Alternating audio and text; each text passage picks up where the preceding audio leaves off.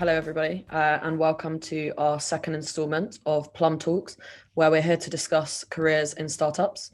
I'm Elise Nunn, head of product data at Plum, which is an AI assistant that plugs into your bank account, analyzes your data, and helps you grow your wealth by saving for you, investing for you, and making sure that you don't get ripped off. I'll be hosting today's special, Building and Starting a Successful Startup Career in 2021. Now, when you grow up or enter higher education, you're sort of funneled into a select group of life choices, and it feels like your only options are becoming a consultant, lawyer, doctor, or teacher. Every organization you look at seems to have the same large infrastructure and thousands of employees. And then there's startups, this relatively new ecosystem of businesses and people who want to cut through red tape and bring awesome new ideas to the table quickly. And today we'll be diving into a discussion about what it's like to work in these startups, some of the challenges faced in these high intensity environments, and how you can build a successful career. And better still, we've got an all-female panel on board to discuss this. It's true, that women tend to be underrepresented in tech. Even the 5 largest tech companies in the world, Amazon, Apple, Facebook, and the like, have a workforce of just 34% women. So I'm super excited to hear our panel's perspective here on why they decided to build a career at a startup, how the industry is changing, and what needs to happen next. So without further ado, let me hand over to our panelists to give you a short intro about who they are and what they do. Molly, let's begin with you. Hi, I'm Molly, one of the co-founders of Flexa Careers. So we're a flexible working platform. It means that we only work with the most flexible companies. We verify them as such, and then candidates come to us in order to find jobs at companies that are embracing the future of work. We've been live for about a year now, and we have a team of about 6 people. Thank you. Whoever wants to jump in next, I don't know, Elena or... Yes, sure. First of all, thank you for inviting me, guys. So happy to be here with you. My name is Elena Kontou. I'm currently holding the role of CEO at Sepaga EMI Limited. Sepaga is a licensed electronic money institution in Cyprus, licensed 2016, so we're now actually in our 5th full year of operation.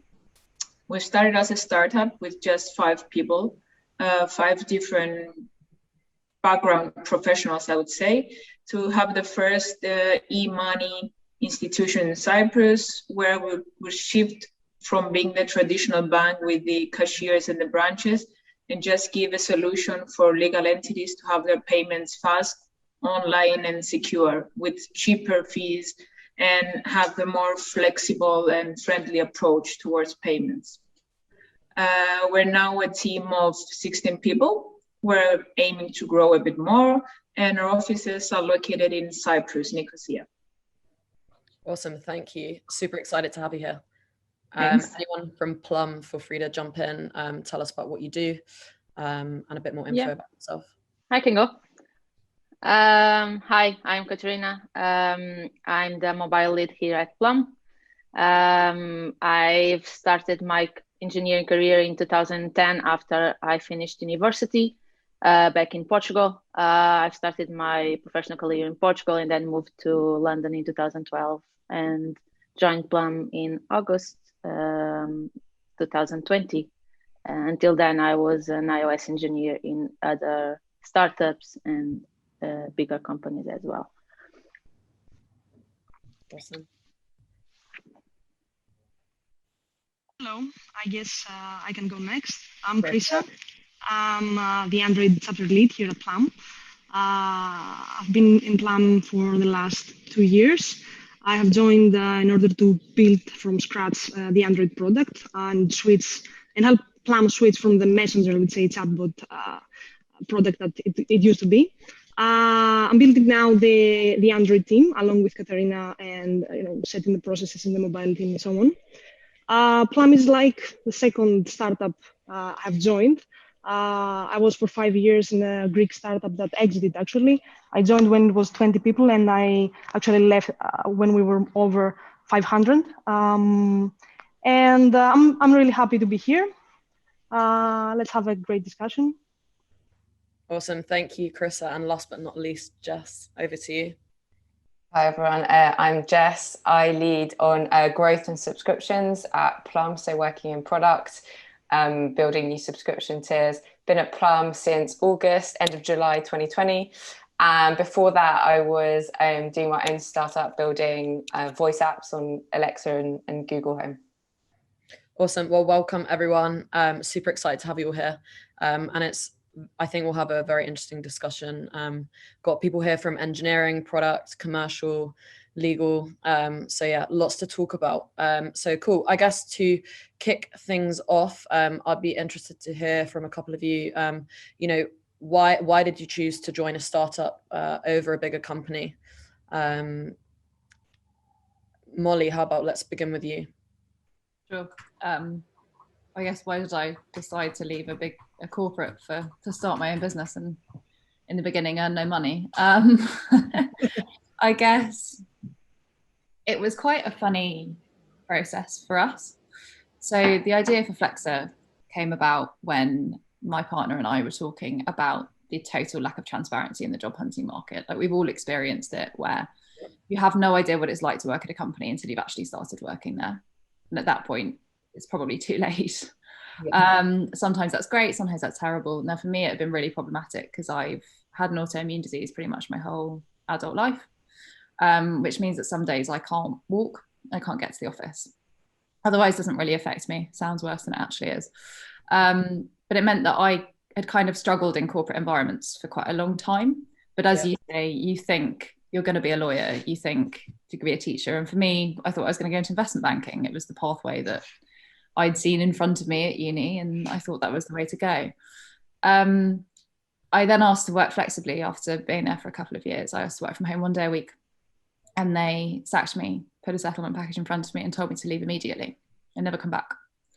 Oh my God. At that point, I started thinking, God, maybe corporates aren't necessarily for me. Kind of kept job hunting, kept being kept in the dark, and then eventually got to the point where we were like, there must be hundreds of other people experiencing this too. Like, surely there is an opportunity here. So then I switched to working part-time to then focus on seeing if this idea could build traction. We spent 6 months working part-time, and then once we got to the point where we were building both sides of the marketplace, that's when we decided to take the plunge and actually say, no, we're starting a startup now. And then we're going full-time, going to raise VC funding and scale this business. So it was, I think the process probably happened about 6 years ago. And various different factors kind of encouraged me into taking the plunge and building something that would also help other people to escape from rigid 9 till 7, 5 days a week in the office as well. Yeah. Well, that is quite an incredible story. But yeah, I think especially in investment banking, that must have been exhausting, but it's kind of amazing to think that, like, up until 6 years ago, I guess, until you were realizing like the depth of the problems there, that there was kind of almost, there's a market for it, or clearly like a use case that would fit many people, and no one was really solving that problem at that point. Yeah, anyone else from the panelists want to share kind of why they decided to join the startup world rather than kind of going corporate? I can go next if you want. For me, and while being an engineer also, when I finished university, it was very natural for me, and it came also as continuing my internship. I joined a very large corporation, and I used to write code. I don't know, I was writing code, but I didn't know how they're gonna use it. I couldn't see the big picture of what I was, building. So I was writing code, and it was used as a module somewhere in the big, infrastructure. And I wasn't happy, actually. I couldn't understand what I'm doing there. And out of luck, a friend of mine sent me a job description about a startup company that was actually searching for a mobile engineer. This is something that I used to do in my free time for fun. I was building apps just for me, for fun, for games. And I joined, and actually I immediately understood the impact that I had, that the things that I was building were having. It was like creating and giving direct value to the customers was, I don't know, a feeling that cannot be described in any other words. I mean, the sense of accomplishment you get when you build something, even if it's not in the best tech way, right? The sense of accomplishment when you see it and people use it cannot be described with anything else for me. Awesome. Yeah, I think you've really touched on something there, is, you know, the sense of mission, that being part of like this smaller business, not just being kind of a conveyor belt for code or producing something, the sense of accomplishment that can bring. I guess those are some of the attractive elements of working for a startup.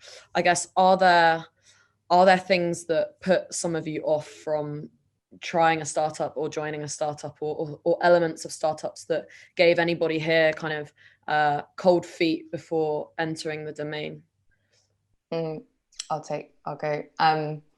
I not necessarily for me all of these, but I definitely think some of these things are common like misconceptions or sometimes truths about startup. The first one is like, people often have a fear that they're not like a financially viable option in terms of salaries and stability in a job. And I would say, like, if you are thinking about moving to startup and that is one of your concerns, there's lots of ways to kind of like check the people you're applying to. So you can look to see if they've raised any money recently, and you can also see, you know, is the product generating revenue for the customers, and also like if they've been backed by a venture capitalist firm. That's usually a good sign, because those companies like continue to invest in the second and third rounds as well if they've invested in the first round. So, and you know, you can also ask if you do get an interview. There's, you know, subtle ways of putting it together. So I think that is often a fear that people have, and I wouldn't say that it's true all of the time, especially if you're joining a company where it's like 50 plus people. Obviously, if it's like they started last month, then maybe that's a different story, but you probably wouldn't go to that if you had those concerns anyway. And I think another thing that sometimes puts people off, or I get asked in interviews, is like the myth of working like crazy hours, like the image of like a kind of tech, usually guy like coding away like all night. And I say, you know, that is a myth. It's not always true. It's not more true, I would say, in startups than it can be like at Accenture or Bain. Like, it's just like some that happens in different projects. I think actually at startups, people often try and like foster a culture of like flexibility, ease, and want to create an environment where people have fun at work as well as working hard. I think probably where it differs is like, you do work hard at a startup, but it doesn't necessarily mean you work long hours. You know, it's just, you don't like have a couple of weeks where you sit back and let things wash over you, as you can do in larger companies. And at the end of the day as well, it's your choice. I think there's always a choice to make as to when you set your, you know, what your limits are, and that's up to you to like put up your boundaries. And then just one final thing is probably as well, what I've heard is around like it being really chaotic, which does put some people off, especially if you really enjoy like having processes. It's true that when you join, there's a lot less process and like from a large corporate, but it's just about a balance of like getting work done and also introducing processes as and when you need them. And, you know, if you do enjoy processes, then there's lots of opportunities to create them. So I wouldn't let that put you off. Yeah. Some really interesting points there. Lots there. I think as well, like, yeah, that image of the guy, like, I don't know, up until 4 a.m, like bashing out lines of code and in like a panic.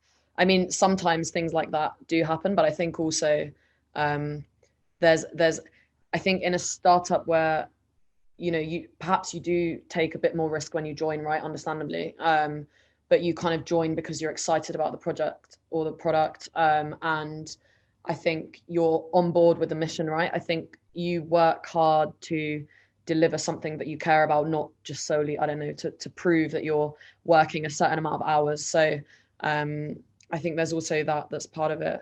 I guess, Molly, did you have anything that you wanted to add sort of on kind of obstacles or things that might put people off from kind of entering their startup journey?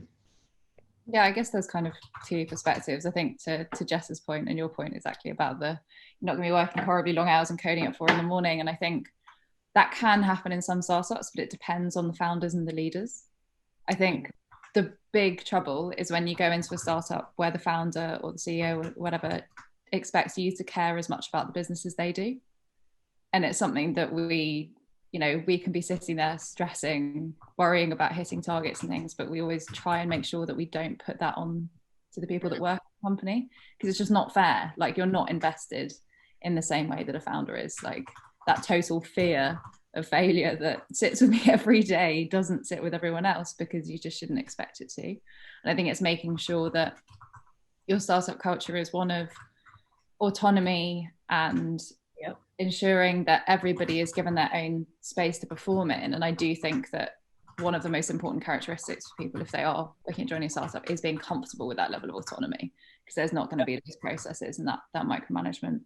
But it's also making, I've heard some stories of startups that it's become quite toxic, because that total autonomy has also meant that the founders or the leaders have thought that means that they are completely responsible for every outcome, when actually it still sits with the people at the top. So that's a small risk, but the biggest qualities that we would kind of look for, and that I would say someone would need in sort of, especially joining a very small company, like around 10 people or something, is being comfortable with a lack of process, but you can put it in, autonomy, and looking for the right founders. You can kind of get a sense as well. You don't want someone that expects you to care as much as they do. And you can kind of tell that as well. Like, if you look online, especially if it's 10, there might not be anything written, but like if it's like, like what Plum is, like 50 plus or whatever, you can always like check on Glassdoor, like check any articles that have been written, do a bit of Googling, a bit of research, and find someone at the company. If it's like at that stage, there's always ways to get a sense of what the culture's like. Yeah, absolutely. Yeah, definitely. I think most companies now, I mean, perhaps not if there's like two people plus the founders, but I think you can do a fair amount of digging and get like a relatively good understanding of some of the characters in the business, let's call it, before you join. Cool. So I guess my last question for this section is, I guess we've talked about what might put people off from joining the startup world. Do you think that startups are turning into a long-term career option for people? I guess yes or no, and if so, why? I guess Catarina, be cool to hear. Yeah, definitely. When I joined, so I started my career in startups in Portugal, and then when I came to London, I joined a big digital agency. And then while I was there, I had my first son. And when at some point when I came back to work after maternity leave, I wanted to have more impact in the product that I was building. And so I started looking at startups, but I was always very afraid because, as Jess mentioned, the work-life balance and having a kid, like, how is this going to work out? And I was really happy to see that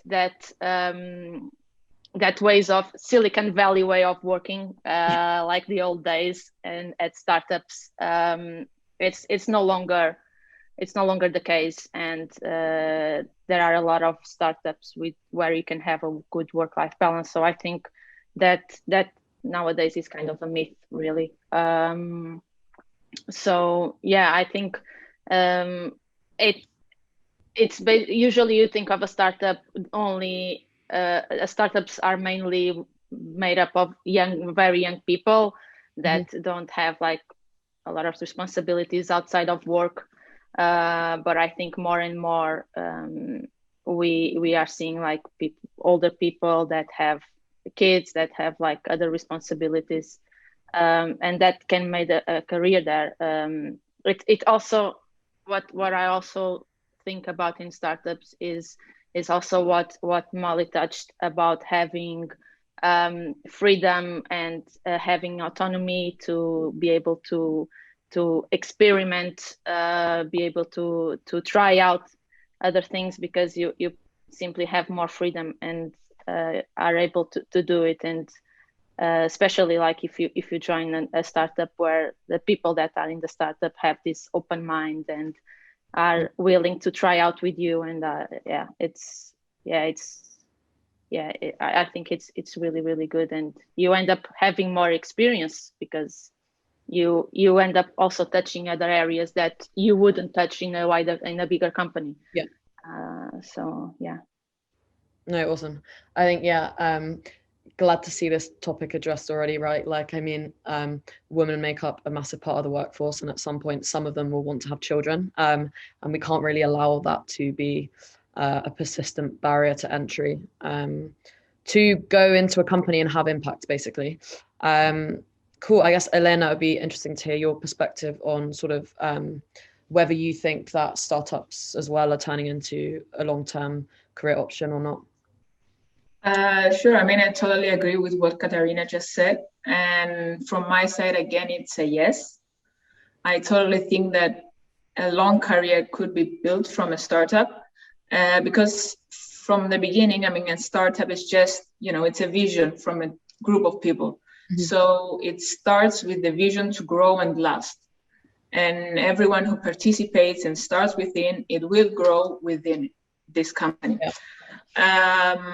Especially at the beginning, I would say that it's a very hands-on company, a startup company. So when you're in it, you get lots of opportunities to learn and grow as a professional within it.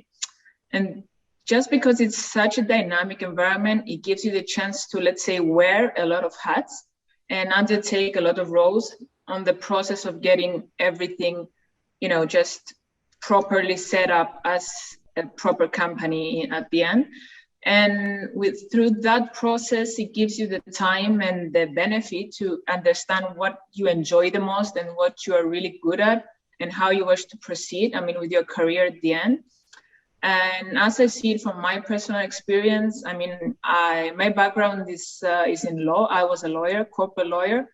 I never, strict, let's say, environment and routine. And I was an 8 to 5 professional and going to the courts and everything. And then I would just propose to enter a group of people for a new idea, a new project. I took the chance, and through that, I see myself drifting away from that career in law and now having a career in, let's say, fintech industry. So I would say that it worked for me, and I'm sure it can work for others as well. Yeah, for sure. I think the opportunity for growth, it's true, is stupendous. I think, I guess from my experience, I kind of fell into startups. I saw a job posting in 2013 for going into the operations team at Deliveroo, and I was like, I like food. I've seen 2 Deliveroo bikes riding around London at that point, but I kind of joined and then suddenly got swept up into this company that when I joined, it was sort of under 100 people. And when I left, I think it was over 1,500 employees scattered across the world. And, looking back and similar with Plum, having joined 3.5 years ago, I think when you look back to when do you even become a proper business, right? Starting at 6 people and then you kind of hit the 50 mark and then we're almost on sort of 100 employees. Just the change and the opportunity for growth is massive. Now that I kind of look back as well at the opportunity in the way that I had from being in these places. I guess one thing that I'm interested to hear your opinion on as well, I think everyone here is a leader in some respect, whether that's sort of, a product squad, a company, a team. I think, we've touched upon how startups are becoming a more viable career choice. And I think, part of making startups a viable choice for me personally was being able to envision myself growing with the business and being able to have impact long term. So I'd like to hear, from some of the panelists here, how were you able to have impact at the startups you've worked at, and how were you able to make your voice heard? Catarina, I think you have some super cool stuff to say on this topic. So when I started my career, I I always had a bit of lack of confidence on myself, and that was always a problem for me to be able to speak up, and especially like when I came to London, and I was like the youngest engineer, and like older male engineers would speak up over myself, and that was something that really disturbed me, and somehow it puts you off from speaking up in other circumstances.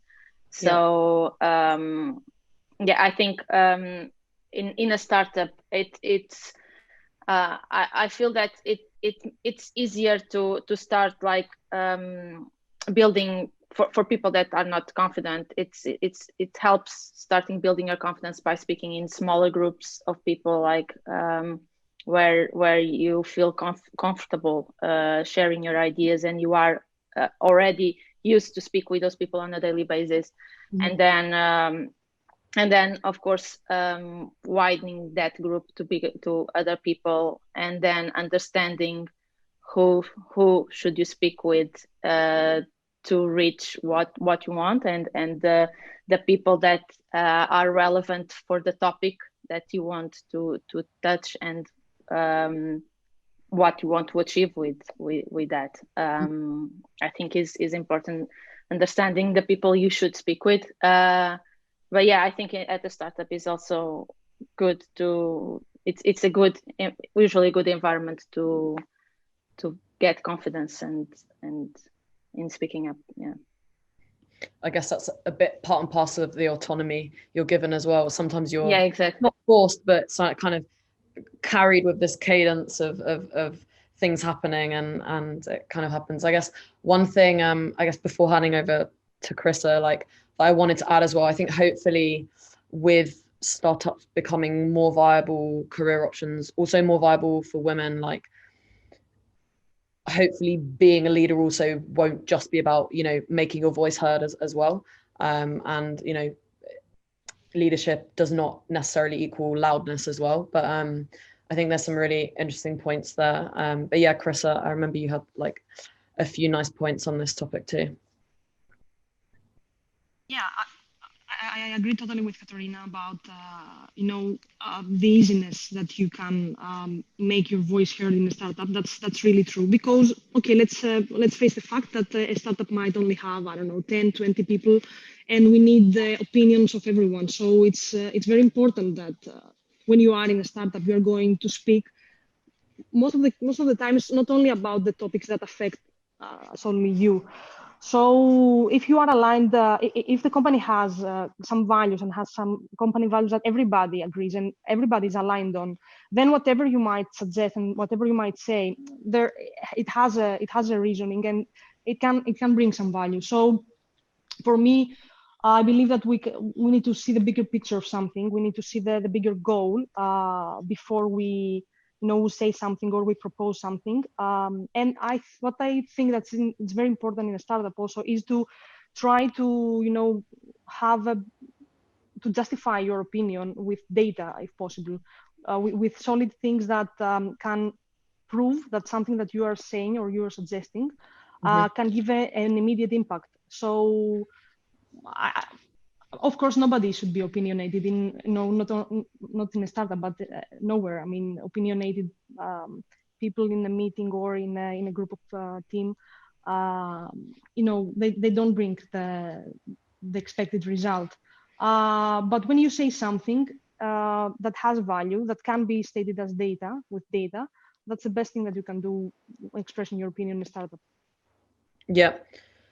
Cool. So yeah, we started, I guess, naturally moving towards some attributes or tips that can help us, have impact more easily, or share our ideas more easily, or lead more easily. I guess I'd be interested to hear from a couple of panelists here.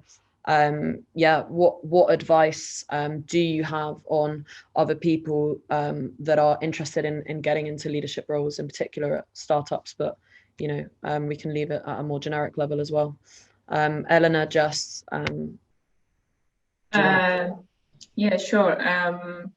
I would just start by saying that leadership is something that many people perceive as the ultimate goal in a company and in their careers. But at the end of the day, I personally believe that if you find something that you love and are passionate about, it's far more important and significant at the end of the day. Even though I understand that, of course, some people, this is the vision, this is the target, and it's perfectly clear. And from my experience, I would say that there are three main principles, like model, coach, and care.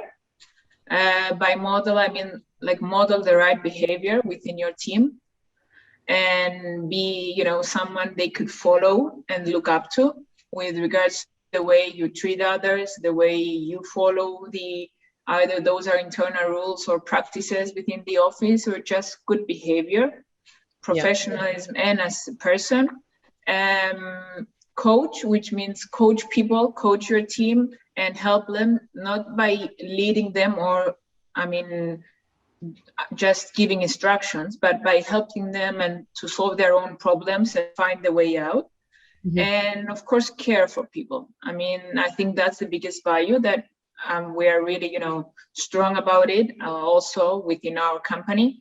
We need to practice empathy. I think that is really important for a leader. And especially I found that, this year, the past year, just because of COVID and the pandemic and everything, and that was a huge aspect of my role, let's say, as a CEO, because you could see the impact that COVID has and the lockdowns and all those restrictions into people, not just the way they worked, but the way they responded and their feedback and their relations with their coworkers. People became isolated. It was a really weird time. So I think to care and have empathy for your team is just a big characteristic of a leader. And I would say also that the learning culture should be implemented into a person if he wants to be a leader, a constant work and devotion, of course. And I think the aspect also to inspire creativity, especially in a startup, where innovation is our biggest goal, and we want to achieve that in order to succeed as a startup.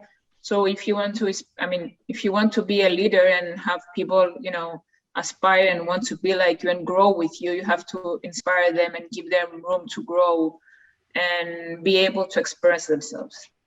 Yeah, I think that, there are a ton of points in there. Like I found the comment really interesting on, becoming or wanting to be a leader is not probably in itself the primary role anyway, reason for joining a startup.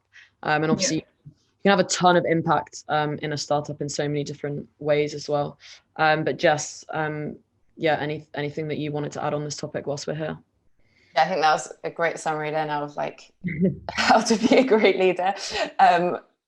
I think, but if we talk about people transitioning from corporate startups, I think, in corporate environments, there's definitely like a ladder that how to get up. And, that is in terms of responsibilities, but in terms of pay and title, etc., whatever is important to you. And I think, when you do join a startup, like there is not usually that structure. As you say, Lise, it's about like growing your professional self, like as the company grows.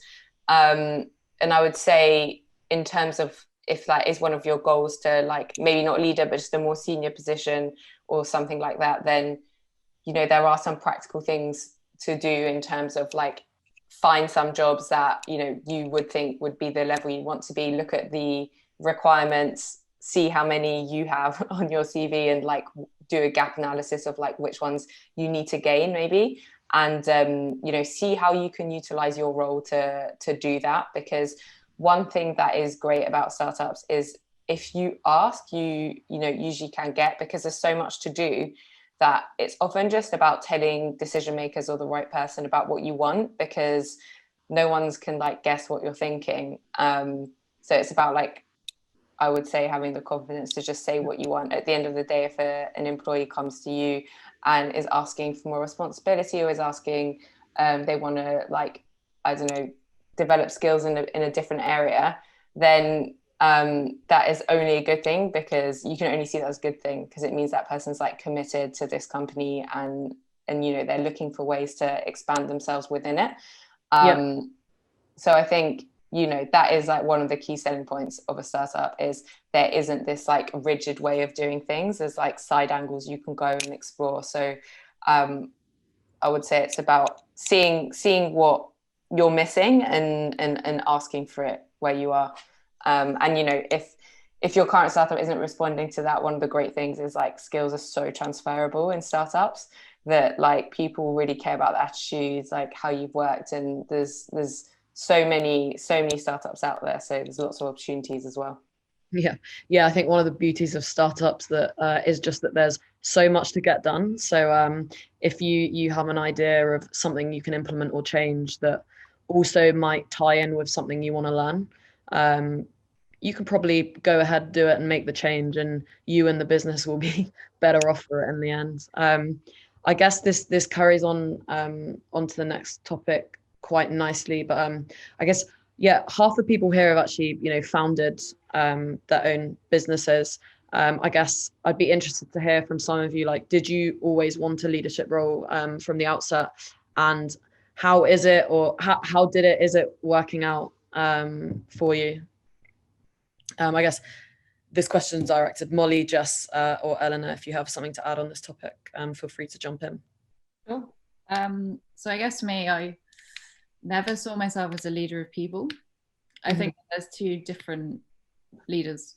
And thankfully, my co-founder and partner is a leader of people. So we have two different kinds of leaders. I guess for me, no, I probably never saw myself as necessarily wanting to go into that kind of leadership or CEO position. I guess the way that my career had been is that I'd always been a kind of specialist in a sense. And I think there's the generalists and the leaders who are brilliant with motivating people, managing people, you know, just as Elena was talking through. And then I think that there are the kind of people who are just very good at what they do, and they're called upon by people for advice and kind of leadership on a product or a topic or a vision.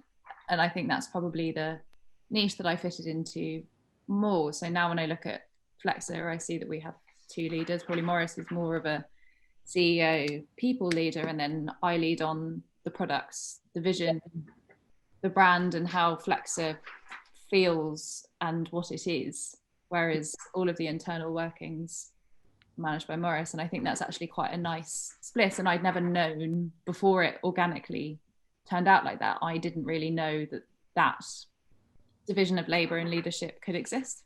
Very often you see that one person that leads on all fronts, but actually depends on the kind of people you have within a business. But it's been interesting for me to see that division emerge, and it actually happened very naturally based on our skill set. Yeah, that's really interesting. I guess before I move on, Jess or Elena, I guess you've obviously both founded your own businesses as well. If there's anything you want to add, feel free to jump in.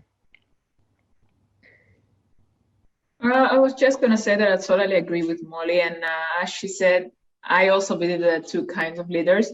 And I mean, from my side, I would say that I'm the other part. I'm the leader of people instead of the product and specialist, because I think from hiring people and getting more people into the dream team and growing it, I just a bit of teaching others of what I knew and passing on the knowledge and information. So I just left the the leadership and the management of the people for myself, which I find it to be really fascinating, even though I didn't know it from the start. I mean, that was not my goal when I joined the team. And it resulted being something I really enjoy. And I think it's something that if you don't try it, you can never know if you're good at it, because every human is so unique and so difficult to handle. And I think it's a really nice thing and role, a very unique role if you try it.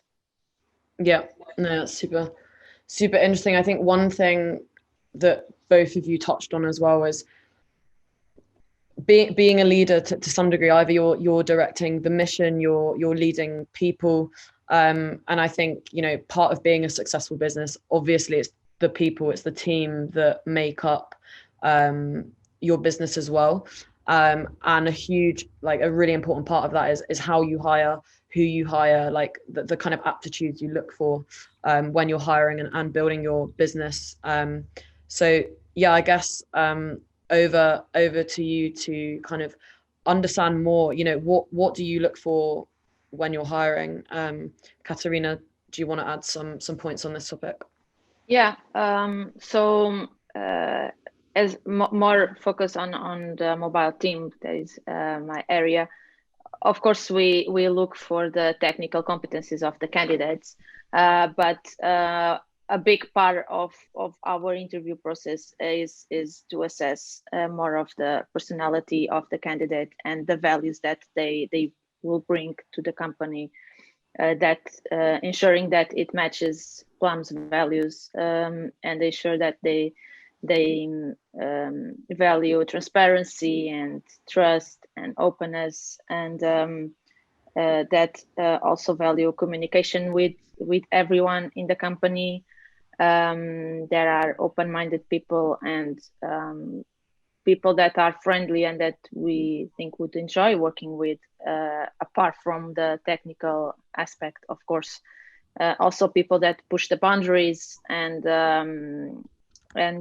challenge the norm, and are user focused, and have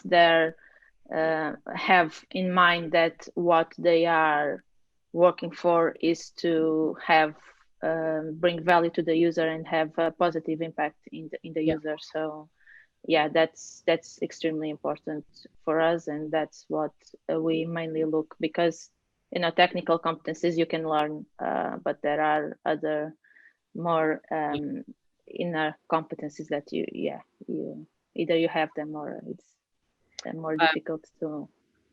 Yeah, for sure.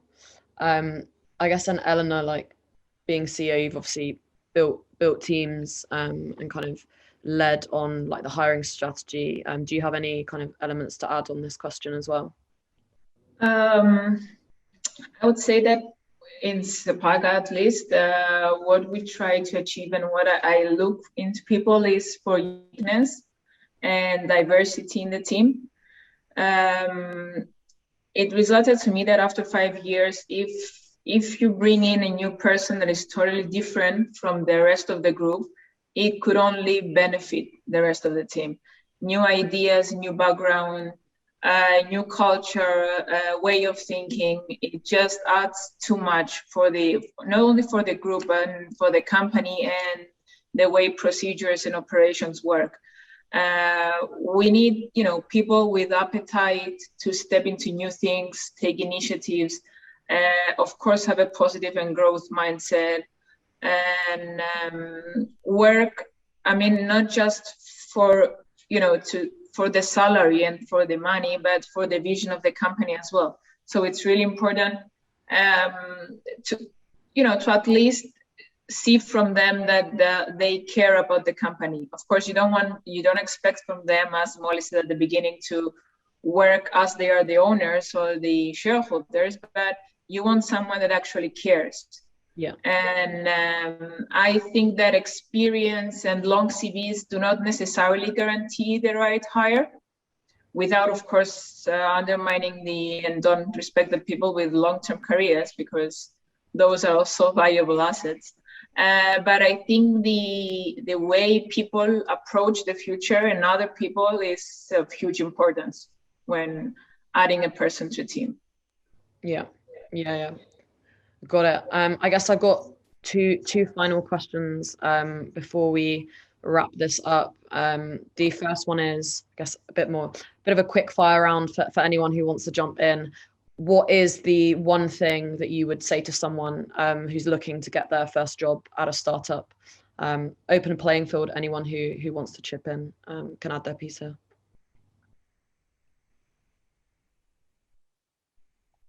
Oh, Chryssa, you're about to speak. Oh, Chryssa, I think you're mute. Just do you want to go first? No, go on. Okay. Obviously, what I would like to say is that somebody that wants to join a startup should make a conscious decision that he or she might be joining a company with, not solid structure or not solid processes. So they might find themselves, jungling around many things a lot of the time. And especially for an engineer, this might mean that probably he or she will need to, create stuff that are not the best technology, or, haven't built with the best architecture, but actually can serve the purpose, he or she should compromise to, a lower, let's say, standard for sometimes, and then iterate. And always have in mind an MVP mindset, which is, delivering the most valuable product as fast as we can, and, iterating on it every time. So yeah, that would be my piece of advice. I think that's a good one. Also, I think it depends, like if you're going for entry level position, or you've like had, several years of career already. I think if you're going for like entry level position, it's just about, like the classics of tailoring your CV, your cover letter. And if you do get an interview, like really kind of having researched the mission of the company and get a grasp of like what their customer proposition is. If you have like been a few years at a large corporate, it is a bit harder to transition, but it's definitely doable. I think it's like really try and identify your strengths. And I think it's also about picking the right startup in that case. Like, for example, do you have like specific industry knowledge that would be really valuable to a startup that is working in your industry? Or, for example, have you like a massive, really long list of contacts or clients that you could bring to the startup and create new partnerships with? And if you don't have those, like, have you created something from the ground up? Like, have you created it maybe within your current role, or as a side project? Those are kind of, just think about your strengths basically, and how the startup you're applying to could use those. Yeah, and I guess I've just got one thing to add there. I guess this is perhaps more useful for more junior roles, but don't be scared if you don't tick everything off. I think, when I've been interviewing people for teams, first of all, no one has all of the skills, but also like I can be often very taken aback by the amount someone knows by a business, and clearly they care, and someone who's passionate for the business. I can forgive a few skill sets that they might need to learn on the job for someone who's really like understood the vision of the business and clearly backs the idea. So yeah, like don't fear if you don't tick all of the boxes per se. I think that's something important to share. And I guess, yeah, the last question I had for anyone and everyone here is, what do you think people are looking for in their workplaces? Obviously, like, we're really working from a new context over the last 12 months in particular. So I guess how do you think things have changed sort of during this period? And yeah, what do you think people are looking for in their workplace? Something that I think I could have an entire webinar in itself. Yeah. We've seen such an interesting shift in the way that candidates look for jobs now.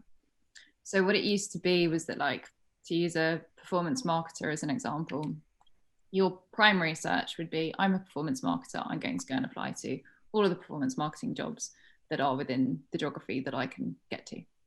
Now there's an emerging secondary search since we've been in this enormous working from home experiment for a year.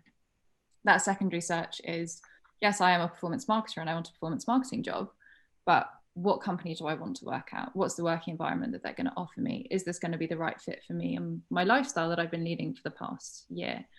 Work and life are becoming so much more intertwined. There are obviously downsides to that, blurred boundaries, etc., but the upsides are pretty enormous when we can strike the correct balance. So that is what candidates are looking for, and we've seen this huge ramp up in the last 3 months of acquisition of candidates because they're moving or thinking about moving from less flexible companies towards more flexible companies because they're doing that secondary search to understand where it's going to fit in with them. Yeah. And when we talk about, like, what does that actually mean in practice, like, well, what are they looking for?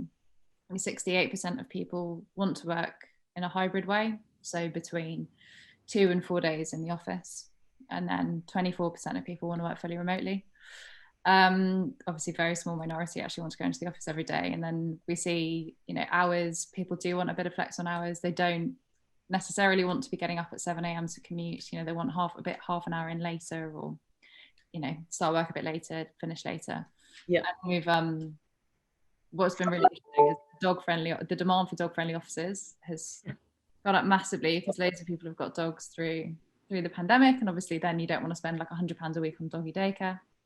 And from anywhere schemes as well, because I think we've all missed traveling so much that now I don't want to go away for a week. Like, I want my company to be happy with me working abroad for 3 weeks and then taking a week off on holidays. So we've seen it's kind of forced us to adapt as well, like perhaps business owners or people that kind of thought before that, you know, we definitely need a presence of everyone every week, have realized that, you know, clearly we don't necessarily need that. Obviously some presence is nice, like there is something you get from like this face-to-face interaction, of course, but it's not vital for everyday operations, and the business can live on and be super productive. Cool. I guess anyone, like as you said, Molly, it's a humongous topic in and of itself, so does anyone else have anything burning that they want to add before we wrap things up? I would personally agree again with Molly, what she said, and I see it from us here in Sepaga, and these are some things that we used to have from the beginning, this kind of culture of, and the flexibility of people working mobile and working from home, or flexible time schedule. It's a dog-friendly office, it's a really relaxed, no formal dressing and stuff. And I mean, we really believe into having fun while being at the office, because the hours are too long, and you know that it's every day. It's a lot of people you have to interact with every day, so you might as well do it by having fun. So I think what people are actually looking at, it's a safe environment where their needs and their requests are being heard. They feel respected if they have, you know, a personal need, a requirement from you. So that they don't feel, you know, treated specially or getting, you know, something complimentary from you, that they could feel and do whatever it feels comfortable with them, so they could perform better. I mean, as long as you give the other person space, I believe it grows more. So makes sense. And I think, you know, at the end of the day, what you want is people that care about the mission and are going to help you move towards that. And whether it's with or without a dog, or, you know, 3 days at home or 3 days at work, that's kind of to a degree neither here nor there. It's kind of it's about people caring and you know, working towards the vision. Cool. So I think we're running just about on schedule, hopefully. But I just wanted to hand over to Molly and Elena just to share with the audience where they can go to get more info on your business, and also to find out what career opportunities you have currently as well. Sure. For Sepaga, I mean, everything can be found online through our website, which is www.sepaga.com. You could see all the infos. You can find us through all social media platforms, Facebook, Instagram, Twitter, LinkedIn, and me personally. And I respond to all my messages if anyone wants to hear anything else. And of course, through LinkedIn, we publish all the new career opportunities. So we're open to having more people on board with us, and feel more free to ask anything. Awesome, thank you. And Molly, over to you. Sure. So if you're a candidate that is looking for guaranteed flexibility at companies, then visit flexa.careers and you can browse jobs. You don't have to sign up if you don't want to. And we're available on all social media platforms as well. And it's the same, Flexa Careers, if you are a company that offers flexibility, because we are literally the only platform where candidates can go to find out which companies are flexible. So they won't be finding you if you are flexible for that reason, unless you're on Flexa. Awesome, thank you.